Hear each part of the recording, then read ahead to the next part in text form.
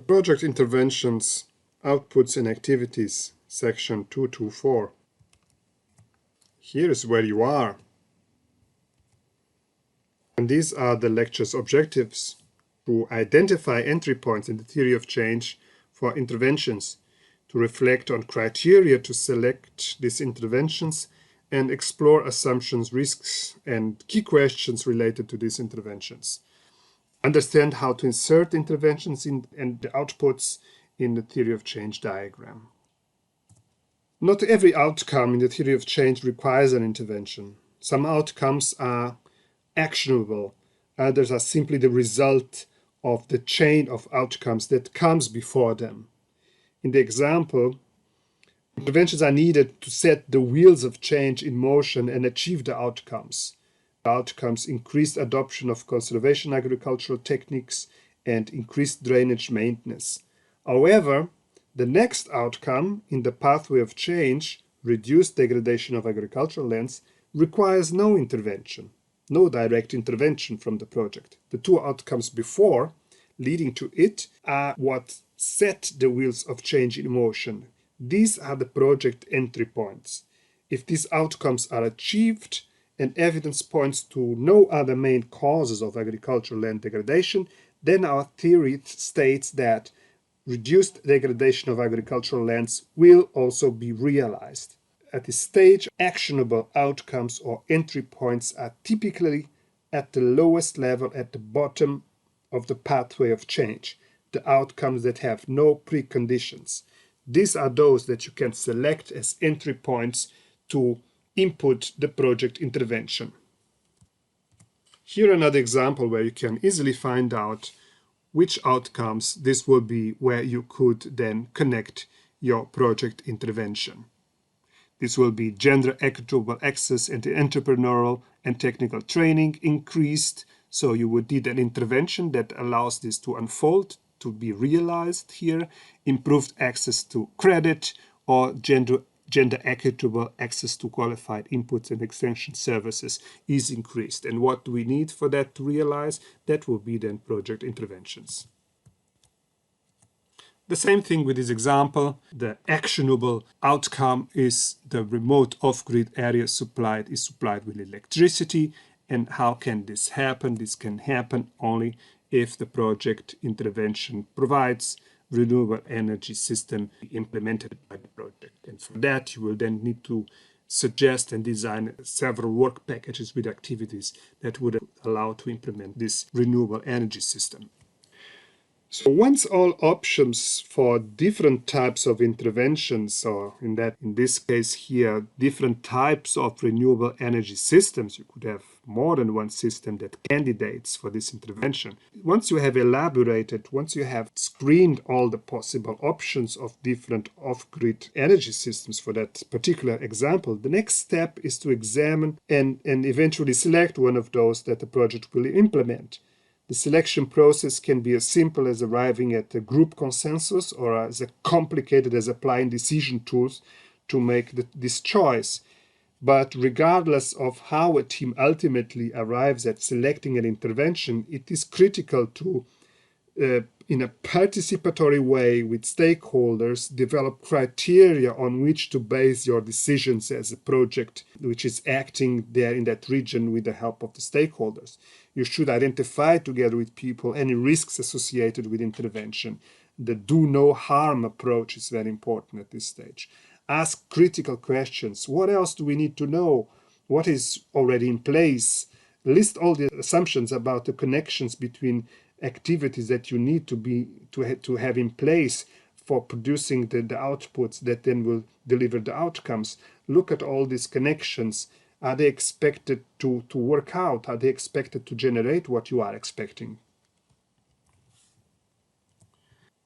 So this slide is just what I've said before. I just forgot to click the slide. So it's about, once you have, like I said before, developed all the options, you have to have some criteria on which you have to base your decisions and be aware of this type of criteria. And there are some possible criteria that may help you to base your decisions on. This could be, these are not a comprehensive list of such criteria for selecting interventions. is just a starting point for a brainstorming, let's say, with the communities, with the stakeholders. Program planners or project coordinators always should consider the assumptions, risks, and let's say critical questions and local contexts in which the intervention is going to take place when narrowing down and finally deciding on the best options for the interventions, the best types of off-grid systems, for example.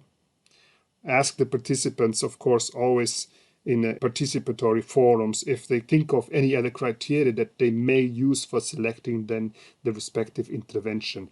In this case, shall we use standalone photovoltaic systems? Shall we go for micro hydropower stations? Shall we go for small wind turbines, for biodigesters? What is the best option of an off-grid system for that particular community and particular region?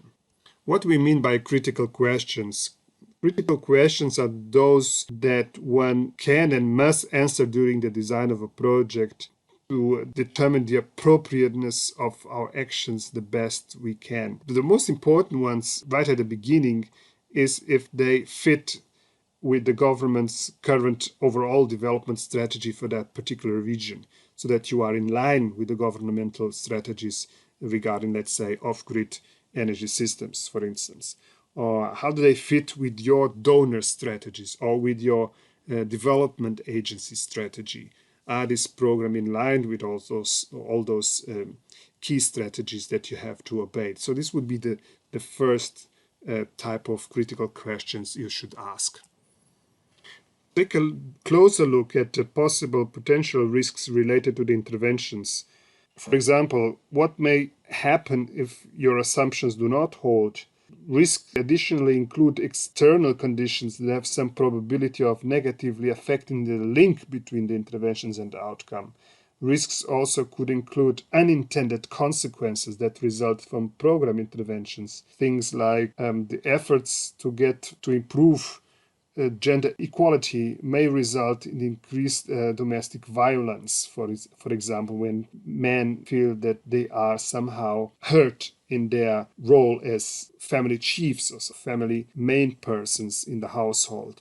Efforts to encourage farmers to diversify crops could result in market saturation and then have a negative impact on the prices, which will then hurt farmers on their revenues.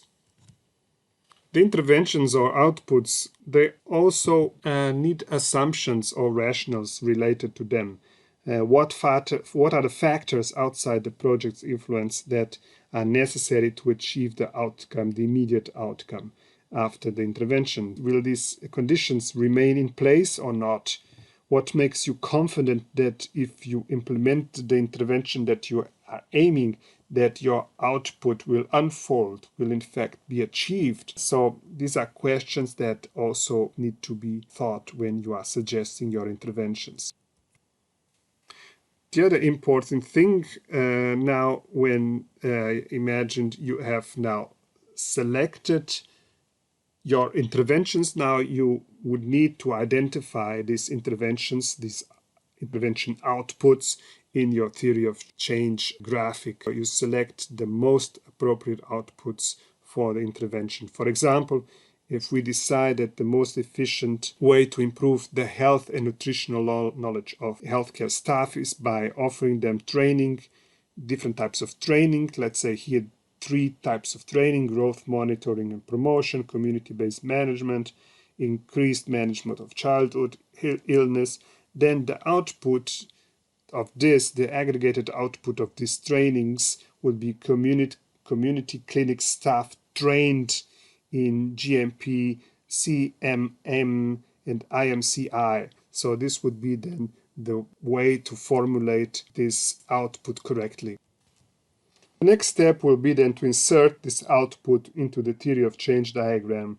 You can use a different color or shape or text or other means to differentiate it from the outcomes of your original theory of change graphic. As always, double check the causal logic each time there is a new addition to the theory of change graphic. If you see again the output that we are now working on, community clinic staff trained in GMP, CMAM, and IMCI, the output was framed as a result. We take a look at the verb, staff trained, right? Making sure to identify the specific target groups, in this case, the next users. So these are the community clinic staff. They are trained. They are the target groups. Insert now this into the theory of change graphic, like I said before, using different color. And here is where you could introduce these outputs that are part of your intervention. The last outcomes, the entry points, were healthcare staff have improved health and nutritional knowledge and also increased access to community nutrition volunteers. So these were the actionable outcomes that we were looking for, because you were going to work on this pathway of change of improved nutritional status of children under 5. And in that one, you are working towards the increased consumption of nutritious foods. So this would be then the two most important outputs pertaining to your intervention. In the example we had there also regarding the improved nutrition in faraway land, and we working along a pathway of change that had to do with standalone power systems that were implemented there in that region. We had an intervention that was composed of two outputs. One of the outputs produced and delivered by your project was an engineering concept for wind power delivered to faraway land. This was the output of your project, but for realizing this outcome, the standalone power system implemented, there are some investments needed, and these were in the responsibility of other actors, let's say governmental institutions, that would then provide this capital. So for providing this capital, the study you did on engineering, the engineering concept was primordial for allowing the investment to be made. So you have here two outputs. One is entirely under the responsibility of the project, the one in the blue box. The other one is of responsibility of somebody else. So you have different forms of these two outputs in your theory of change tree. Now refining the TOC graphic. In the final stages of the TOC design process, we now need to put effort in making the TOC diagram easily readable for those who have not been as close as you to the process of the TOC development. Once you have decided on targeting a certain domain of change, there are some authors and some guidelines that also call them then these domains of change that you are now targeting. They also call them purposes. You may hear the word purpose as one as this, it means the same as the domain of change, right? So you may decide to display each purpose and the cross-cutting issues on a distinct page, and you may have different purposes on different pages. So you may break it down further and draw a diagram for each sub-purpose so that you don't have such a huge complete TOC diagram fitted in one page and you cannot read anything what is in the boxes. So as I told you before, there are many ways that you can be creative by splitting your theory of change diagram into one purpose per page if you wish. One purpose meaning one domain of change that you are targeting per page. Using distinct colors or shapes or borders or texts or whatever and other graphic elements to differentiate the TOC components is also very useful. Be sure to include a key that describes the coding that you are using. Here's an example on how your theory of change tree for the domain of change number 1, or the purpose number 1 here, gender equitable diverse income increased. So you have there all the outcomes necessary to achieve this domain of change, to achieve this purpose. You see also there's some indications for the assumptions. You see there then the intervention outcomes, the actionable intervention outcomes were these two, and here you see our intervention, the outputs that you are delivering for realizing this result here. So here are the outputs. So this is a part of a theory of change graphic. the first domain of change, the first purpose. The other purposes can be connected to other pages by such links, soft links like this one here. Some instructions now in a nutshell, a little bit summarizing what I was saying before. So this was in a nutshell what you could do for having a nice readable theory of change diagram. It's not that difficult. This was just to show you how to kind of formalize all these ideas that we have been discussing, from the problem tree to the solution tree and now to the theory of change tree that contains now everything that makes your theory of change readable and will help you then afterwards to write your theory of change narrative.